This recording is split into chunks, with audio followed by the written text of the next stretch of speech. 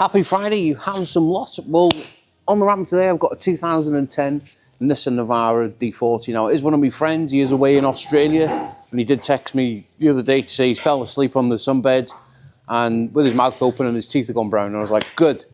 I hope it's too hot there that you have to stay indoors because it is absolutely freezing here. And I hope we've all tried to stay warm this week. But we have got a few little bits and bobs that we need to be doing to it. We've got a prop shaft joint, anti-roll bar links, and try and sort the headlights out for him. So should we get involved and get this car sorted? Now, because I've got quite a few jobs to do on this vehicle, I don't know where to start, but I think I'm going to go with the bottom ball joint because it is the longest job. So we're going to get the vehicle up. Oh, hang on. We need to get the lock and wheel nut, don't we? Get the lock and wheel nut. Now, I've kind of forgot which side bottom ball joint has failed on this vehicle. Now, with it being an independent suspension, when it's got an upper or lower suspension arm and suspension going straight through the middle, it's kind of hard to find out which ball joint's gone when it's jacked up. So what you need, when it's on the ramp, so what you need to do is jack the vehicle up on the lower suspension arm, get your bar underneath the wheel and lift it up and down. You should be able to hear it knocking. I've checked the passenger side, but it is the driver's side that has failed. Let's get it back up in the air and get it changed. Now, to replace these bottom ball joints, it can be a little bit of a pain. Obviously, we need to take the wheel off, tracker end, upper ball joint, and a lower ball joint, and also the dry shaft needs to pop out because we need to remove the suspension leg because a ball joint comes up through the arm, and it is a little bit of a nightmare to get out. So I'm just going to go ahead and get all these split pins out and give everything a little bit of a squirt with some Launch Power Lube Plus to give it its best chance of coming out without spinning. And of course, with it being an old truck, I didn't think it would be long before we get a tight bolt. But of course, we've got the picklets to hand. We're going to chuck it on now, make sure it's turned on, power on full, and just watch how quick this heater's bolt up.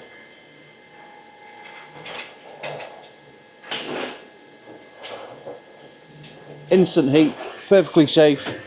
And we can get my gun now and get that bolt off. Right, well, I have gone away and I've removed that suspension leg.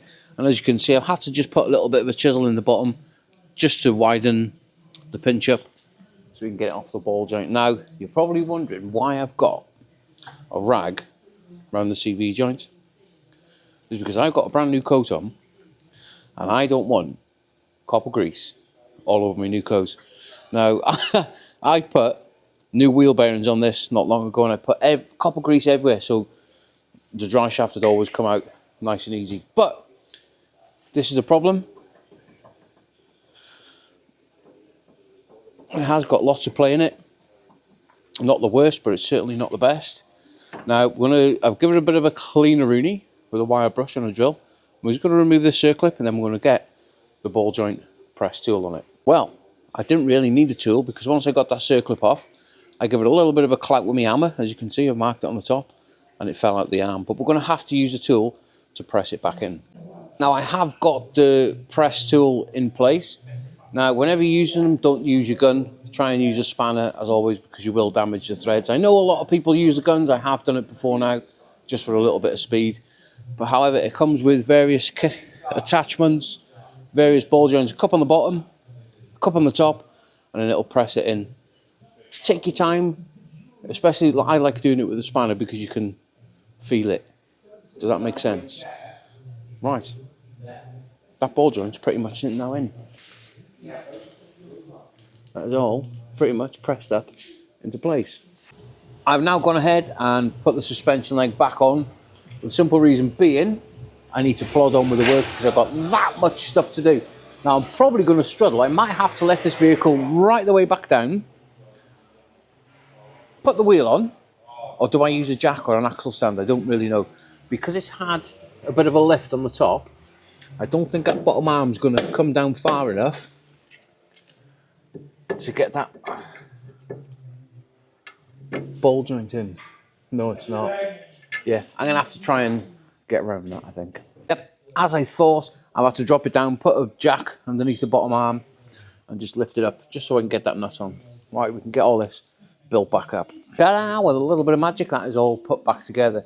Now, while this side was all stripped down, I did replace the anti-roll bar link. But if we come around to the passenger side, we can quite clearly see that that has been knocking for quite some time. Now, I'm not going to make a big deal out of it. I'm just going to get the disc, cut it, and bang the new one in. Straightforward to do. Just like that. I've already done that one, haven't I? This one has been swapped over. Now, look at the state of that. That has been knocking for quite some time. Now let's move around to, just tidy that up, this RD splicer, which goes in the prop shaft, and I'll show you the amount of play. There's one either side, a universal joint either side of the prop shaft. I'd say that that is a little bit jiggered, and it does with these failed. Obviously you do get a little bit of a jingle as you go in at slow speed, but that will send a vibration straight through the vehicle, and you'll be driving down like this. But yeah, let's get this front prop shaft off and get it replaced. I always find whenever I'm removing prop shafts, just mark it up front and also the joints against the flange on the Diagnosing gearbox, so you know that everything is going back together the way it came off, if that makes sense. Right, well, we've undone the front one. I've just got to undo the rear one now. You know what, right? I think this week can be wrote off because I have been wrong parts, waiting, no electric. It's just been one of them weeks now. This vehicle, at some point, it has had a new prop shaft, right? As you can see, it doesn't look very old. It's nice and shiny. And I've cleaned it all down. Let me go over here. We've cleaned it all down, and we've had two sent to us. Right? Everything I've absolutely spotless. And the caps for, where's it gone again? The caps that come out of it are 25mm, but the most popular size for them is a 27mm. And I can't get no 25mm RD splicers for this vehicle. So what I have to do, I've been on the phone to the lads that I normally deal with with 4x4 spares and repairs over in Welshpool, parts and pickups. I've given them a call, and luckily enough, they have got a brand new second-hand one on the shelf that I can pick up. But at least I can drive this vehicle off my ramp with it. I can still drive it rear-wheel drive. So I'm going to put the wheel on, drop it down, and we'll have a little look at the lights. Oh, I tell you what, just this week. Is anybody else having one of these bad weeks where if it could go wrong, it has gone wrong? And I can't get that now until Monday. So this video will be uploaded Monday, and it's now, oh, I'll say no more. It's bloody Friday the 13th, isn't it? You just can't make this up. You just can't make this stuff up, like. As you can see, I've now got it back off the ramp. It is drivable with that front prop shaft because it's not permanent four-wheel drive. Now, regarding the lights, the headlights, if I can show you, I don't know why at some point, obviously you can't see, but one light was right up here, one light was just like a blob, and what it was, the headlamps, the actual bulbs, they'd popped out the holder. I don't know how, but they had. I've just put them back in and just sort of adjusted them somewhere near. Now I will check them on a beam setter at some point. Now regarding the backlights, as you can see, they're all working there, but however, if I just set me camera up there, if I go and put my foot on the brake,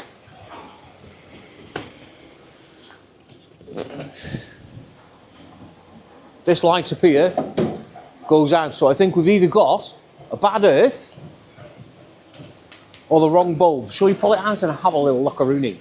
Right, well, as soon as I got that rear light out, it was only simple enough to take out two 10mm on the quarter panel there. As soon as I give the light a little bit of a wiggle and a jiggery pokery, that light did start working. So if I just take that bar off again now,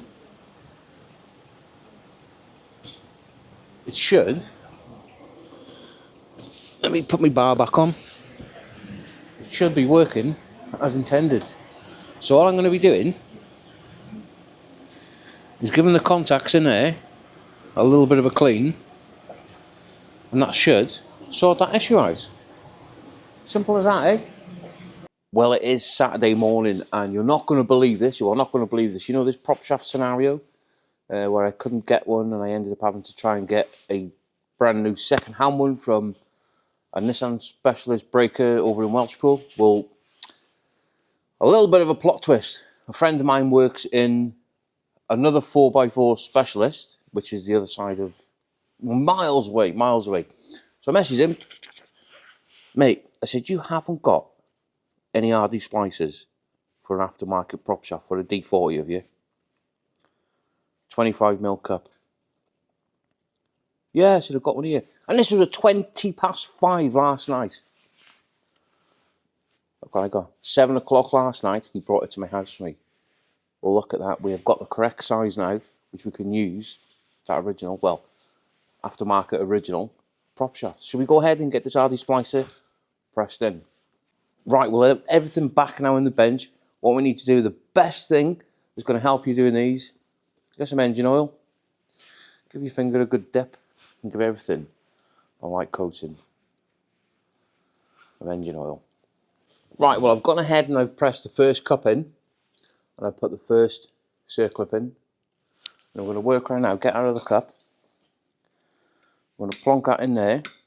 I'm going to give it a good press with this, and I'll show you now. Now, if you haven't noticed already, this is the actual press off the ball joint press tool, and it fits perfect on these. Now, when you're putting them in, always use a spanner, because these are quite frail if you don't get it right, and you will ruin the cups and the needle bearings, and it's the last thing we want to do. And if everything's done right and you've cleaned everything perfectly, should be no restrictions whatsoever. We used to have a lad that used to work with us called Neil Davis, and I tell you what, he used to clean these down that well, you could just slide them in with your fingers. I tell you what. And once that's pressed in, let's have a little look at me nice.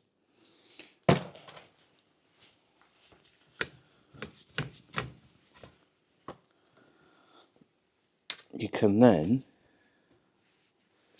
you don't want to go too mad on it, just enough so you can get your circlip in. Is that in? Yeah. And then we've got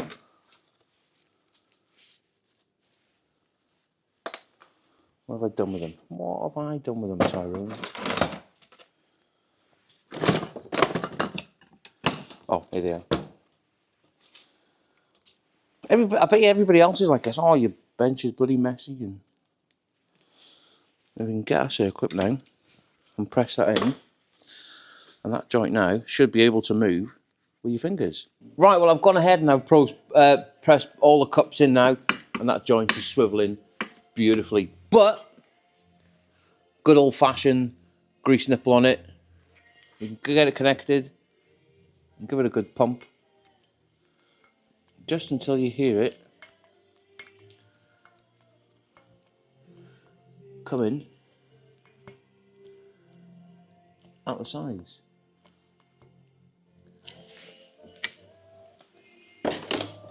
And there we go. That is one RD splicer